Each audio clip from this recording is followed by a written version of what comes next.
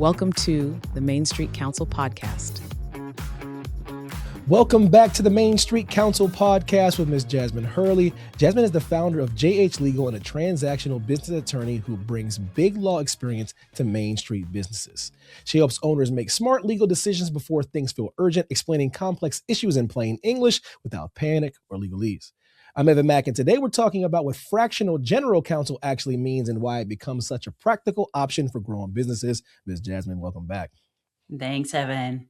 Awesome. The term fractional general counsel gets used a lot, but it can mean different things to different people. In simple terms, my dear, what does it mean in your practice? Yeah. So, general counsel, offices of general counsel, they are embedded in businesses, they're embedded in organizations. And, every day they are a stop in the decision-making process. They are at the table when decisions are being made in these organizations. For smaller organizations, smaller businesses, they don't have the capital to have somebody embedded as an employee in their business. So similar to fractional HR, fractional marketing, fractional general counsel, we understand the business. We're well versed in that particular that particular owner's business, but we are not sitting in the business every single day. We are there providing services as they pop up, as they are needed, at a price point that makes a lot more sense for that particular business. And it can flex with the needs of that particular business. So for me, I have those clients that, have just started. They're within, 1 to 2 years of their, of just forming and getting off the ground. I provide them with fractional general counsel services where they just know they can pick up the phone, give me a call, shoot me a Slack message, ask those questions about a decision or a concern before they make that decision or concern, and get the understanding, and understand what the risk is of that. And then I have other folks who, they have a large volume of work. They have a large volume at this particular time. They're growing and they're shifting. So they need someone who has a little bit more hands-on and a knowledgeable approach to what they're doing and understanding, and also how their business works. It's not so much different from what I do for any of my clients, Right. but having that fractional general counsel support means I'm a little bit more intimately familiar, and it's less of those one-off type of situations and a lot more of being embedded into the system. Wow. So how is working with a fractional general counsel different from hiring a lawyer only when, a specific issue comes up? Yeah. So that general counsel, like I said, the fractional general counsel is there. I'm integrated into the system. I'm connected with folks via Slack, via email, we may have text chains depending on that particular client and how they communicate. And they know and they can predict what their support looks like because they know I have X number of hours, X number of either review iteration for these particular contracts. I know my attorney's going to be at my board meetings. I know, what type of support that I have, as opposed to the one-off type of situations, the one-off engagements. They focus on a very specific issue that has popped up, a very specific issue that needs to be resolved, or a very specific engagement. So either, a trademark application, looking at creating an estate plan, a business succession plan, creating contracts and terms and conditions. All of that can be happening for that particular fractional business. But for me, it's, we've talked about it. They know what that support looks like. And I'm there, not so much playing whack-a-mole, but saying like, hey, there's a whack-a-mole game over there and there's going to be moles popping up. So let's unplug the game and figure out how to avoid all of these things, because here are all of the things that I'm seeing that are wrong or that need to be resolved or could become an issue later. And then being able to then proactively work in that way. Amazing. So what kind of businesses tend to benefit most from this kind of ongoing legal support, even if they're not large companies? Yeah. And I think there's definitely a misconception that you have to be a larger company in order to afford general counsel support. Hmm. Fractional is made for folks that are in that growth mode or have that ability to reach out and be able to have that type of support. I have clients that are 1 to 2 years within business. They have a specific fractional general counsel tier where, again, they're just asking me questions. They have the ability to engage in certain particular projects under their fees. The folks that more often come to me are the ones who they're in that growth mode. They are adding people to their team, they're adding employees, they have a mix of employees and independent contractors.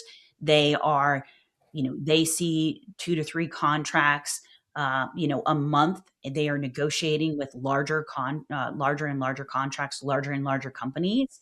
They tend to be either subcontractors or prime contractors in particular instances. So those folks where their needs are a little bit more intense, and they are looking at risks on a pretty frequent basis. Mm. So what type of legal issues usually fall under a fractional general counsel relationship as opposed to one of those one-off projects? Yeah. So I think it really depends again on that particular business, but a lot of the frequent issues that we handle under a fractional general counsel are things that your general counsel would handle: employment issues, contract issues, Right. maybe understanding and maintaining your intellectual property. If you have a highly robust trademark portfolio, if you're creating a lot of content and that content is protected under trademark and copyright law. Those are things that I tend to handle as well for folks, providing not only the protection, but also the back end monitoring that happens and the enforcement that needs to happen in that particular situation. So usually for my folks, it's a lot of advising about contracts, working with your customers, working with your clients, working with your independent contractors, dealing with employee issues. Those tend to be the two things that pop up pretty frequently. So, Ms. Jasmine, how does this kind of arrangement help business owners avoid the cycle of waiting until something feels urgent before getting that legal help? Yeah, it helps. Not, look, situations arise when you're dealing with people. People gonna people sometimes, right? So, you know, but being able to sometimes diffuse a situation. Oftentimes I joke, I'm like, hey, look, when you get the lawyers involved to write a cease and desist letter or demand letter, sometimes that escalates things into a stratosphere that a lot of people don't realize. You get lawyers involved, sometimes we just piss people off, right? Mhm. But being able to counsel a business owner on the back end to say, look, you know, hey, this can be settled. Here's probably some of the ways that we can do that.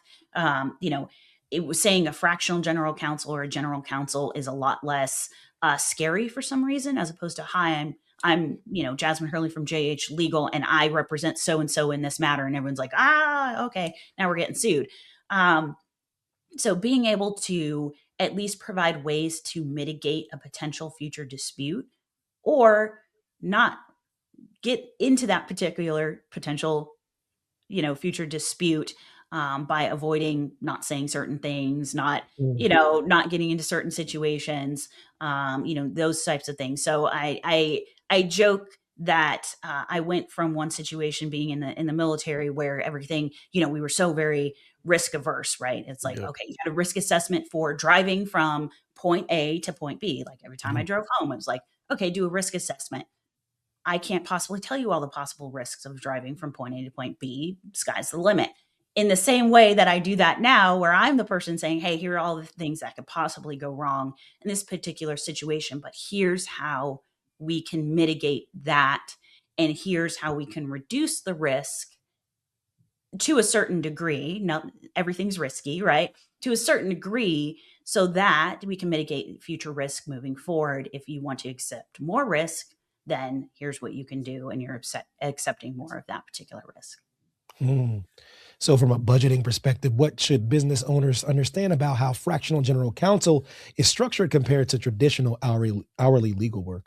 Yeah. So this allows me to get on my soapbox a little bit about how Please. legal well the way that legal legal work is being priced and it, in general is changing. There are some folks who will they'll hold up the trumpet and say like the billable hour is dead. Right. It's no, absolutely not. It's never going to die because it's there for a reason. I still use hourly rates in certain situations where, things are a little bit more unpredictable in those particular situations. We are doing work, we are providing a service, Right. and the best way for us to be able to represent to you the value of that service is the billable hour. There are other ways, and for me, I rely on flat fee billing in for certain situations, and my general counsel billings are their subscription. So every month that this particular tier of fractional general counsel support, you're paying this much and you're getting this type of support. And depending on what's happening, you can flex up or flex down. Other attorneys price things a little bit differently, but I've found that a lot of folks will do something similar to that. It's one of the reasons that there are several folks who do this in the legal industry. They're smaller boutique type firms, and they really have been pioneering this, and they've done a fantastic job. And honestly, they've been shining the light for folks like myself who have jumped out on their own and said, we can price this differently, we can still provide you the same type of big law counsel, but at a price point that you meets you where you're at, and you don't have to continue to go to larger cities or go to these larger folks where that's not the level that you're at. Now, at some point, will you transition? Will it make sense to transition to a larger firm? Mhm. Maybe. It really depends on your business and what you're looking at. But I think looking at a fractional general counsel pricing that allows you to be able to be flexible, that's transparent, that allows you to understand exactly the value that you're getting every single month for those services, and really be able to meet you where you're at in that particular situation for your business. Oh, wow. So, for someone trying to decide whether this model makes sense for their business, what signals suggest they've reached the stage where ongoing legal support is worth considering? Yeah. So those folks who are in the early stages, if you find you have a lot of questions, or you've started working with a lot of different vendors, Hmm. and they're asking you for your terms and conditions, and you're like, I don't have terms and conditions. I don't, Right. or people are pushing, you do have terms and conditions, and people are pushing back on, your standard contractor agreement, your standard consulting agreement. That might be something where, having just some very basic fractional general counsel relationship, something where you can ask those questions, might be in the cards. For those folks where you have some more robust needs, startups tend to be those folks that reach out to me for some more consistent fractional general counsel needs on a fractional basis. Those folks will have more, they're hiring more employees, they're working with several different contracts, they have Oh, needs that are popping up on, if not a daily basis, they've got some weekly needs that are popping up. Those are the types of folks who would also benefit from fractional general counsel services. Um, and I would say even more earlier on, because startups tend to seek the fractional general counsel after their first, I would say, Series A round. They're like, oh, we can bring in an attorney now. Um, but I know firsthand, no, you've been working with attorneys this whole time. You've had issues. You've been coming to attorneys for one-off issues that could have been mitigated if you even had just a very basic fractional general counsel type of support in some way. good stuff. Thank you so much, Miss Jasmine. Thank you, Evan. How it going? You too. That wraps up today's episode of the Main Street Counsel podcast. To learn more about Jasmin Hurley and her work supporting Main Street businesses as fractional general counsel, visit jhlegalohio.com. Thanks for listening, and be sure to subscribe, leave a review, and share this episode with the business owners who's building for the long term. Thank you so much, and we'll see you next time. Thanks for watching. Be sure to hit that like and subscribe button and leave us a review in the comments.